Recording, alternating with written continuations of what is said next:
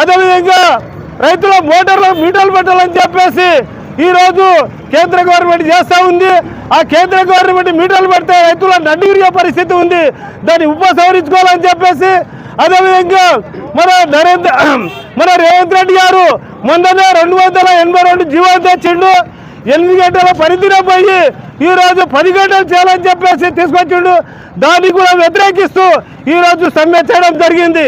ముఖ్యంగా కేంద్ర గవర్నమెంట్ ఆలోచన చేయాలి. మేము హిందువుల కోసం పనిచేస్తున్నాము, హిందువుల ఐక్యత ఉండాలని చెప్తారు నరేంద్ర మోడీ.